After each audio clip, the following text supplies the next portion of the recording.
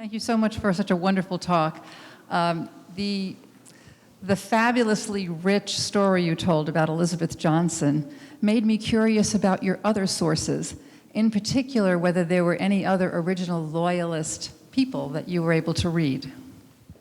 Thank you, yes. So the way that I set about this project was I decided, this is a story that has so often been told within the borders of the US, but given that it's a story that unfolded largely beyond the borders of the US, I need to go beyond those borders to go and find the sources.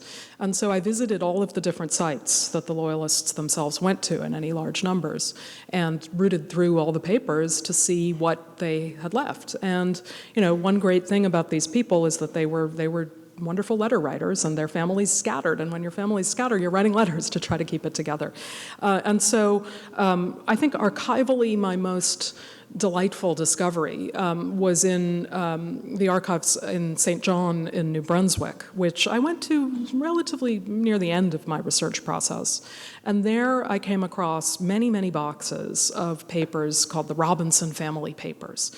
And I had run into the name Robinson. There was a well-known Loyalist in upstate New York called Beverly Robinson, friend of George Washington in his youth, and whose house had actually been used in the treachery of Benedict Arnold. So I knew the name Beverly Robinson, but I hadn't really come across anything much more about that family. But in these boxes unfolded this kind of multi-generational story of a family that ended up placing officers in the British Army all over. I mean, they were in Gibraltar, they were in India, they were in the Caribbean, they were in Britain, they were in Canada.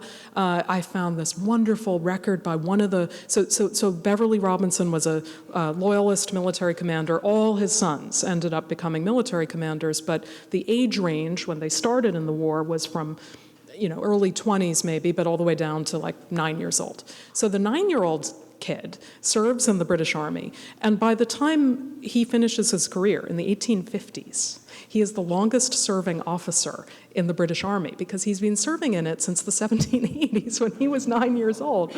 And he goes back to New York State in the War of 1812, at which point he's a big general. And it's his first time back across the Atlantic. And he goes down from Canada and he visits the family home in the Hudson Valley. And it's the first time that he had been there since he was a kid, and he goes and looks around the house, and it was an amazing source, and they were an amazing family, and they feature prominently in my work.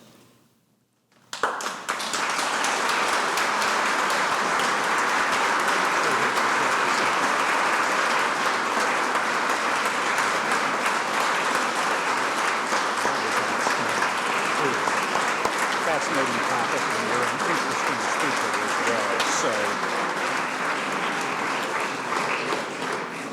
I'm sure you all join me in agreeing that this has been one of the great Clark lectures. And Professor Jasanoff, I truly thank you for a fascinating topic and a very effective presentation on it, and a small token of our appreciation here. Thank you once again.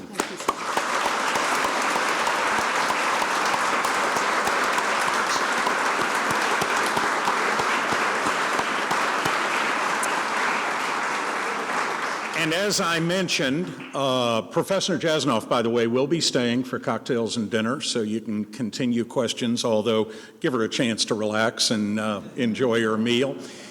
I now would ask everyone to go upstairs so that we can reconfigure the ballroom for dinner. We'll have cocktails upstairs, and when we're ready to come back down for the buffet dinner, we'll let you all know. So thank you for attending the 40th George Rogers Clark Lecture.